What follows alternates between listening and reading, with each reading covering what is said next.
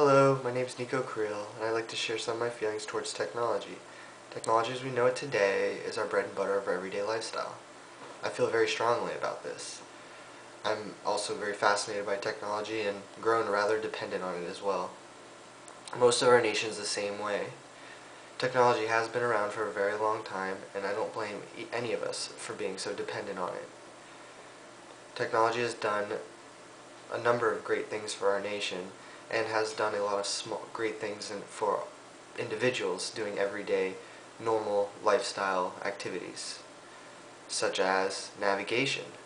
If you want to go to a place you haven't been to before, you just plug it into your GPS and you'll get your results in a matter of seconds. People don't even need to know which way is north or south anymore. Everyone now has a keen sense of direction without actually having a keen sense of direction. Can't even get any lost anymore. Who wants to get lost? Using a GPS system is beneficial, so I don't blame people. But people should learn how to navigate without a GPS system if it were to vanish from their possession or die on them. They need to know how to get from point A to point B without relying on technology. Same with spell checking. I write essays on a daily basis, well, on a weekly basis. So I'm a student in college. I rely on that spell check more than I should. I just type in the general idea of a word and the spell check will correct it for me. But if I were to write an essay without any technology or any form of dictionary, anything like that, which a dictionary is fine, you actually need to know how to spell some part of the word to actually locate it in there. With spell check you can just type in almost practically just a general idea starting with the first letter and it'll help you find it. But I wrote an essay not too long ago and I didn't have technology to help me. And I ended up spelling a lot of words incorrectly. I now know, actually taking the time to really look at vocabulary words and study them and actually know them for myself. Technology has done a lot of great things for our nation, such as helping us predict catastrophic events before they take place, such as hurricanes or volcanoes. Those are some great things that technology has done, and we should be very appreciative. But the GPS and the spell check, those type of perks to having technology, they're just luxuries. They're not actually needed, and people become so dependent on that.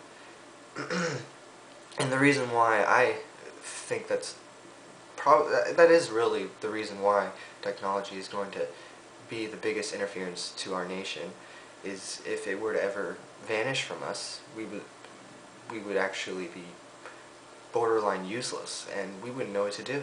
Where to get food, where to get water. We wouldn't even know really how to do anything on our own. And that's why it's so important that we learn how to do things without technology. Back in '99, there was the Y2K bug. People felt that was real, and it was a real fear. People were preparing themselves for this Y2K bug by pulling out all their money out of ATMs and filling up their gas tanks and preparing such as like a hurricane or some sort of blackout had happened, was going to happen, and they were preparing themselves. But it never happened, and now people feel that technology isn't going anywhere, and for the last decade people have just become so accustomed to it and really don't feel like it's going to go anywhere now. And as long as they're alive, technology will be here, and it's just going to get better and better. But little do they know, most people know, is that technology relies on our power system, which is a very fragile system. Our electrical grid system needs upgrading, and it was made half a century ago, and it's going to cost billions and billions of dollars to actually upgrade the entire nation's power grid system. And our nation doesn't have that money. They spent all their money on warfare and just basically everything other than the power system. I have a picture here. Back in '03, there was a blackout in New York that was, nobody had any warning, it just happened.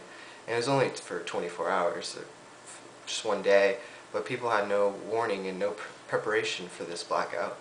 and it caused almost havoc. Just it was so much havoc. There was looting involved. Most people probably, a lot of people probably just starved for that day, which is only a day. But if this were to happen without any notice again, it could, one man-made disaster could cause this power system to go out for at least weeks at a time. And what are we going to do then?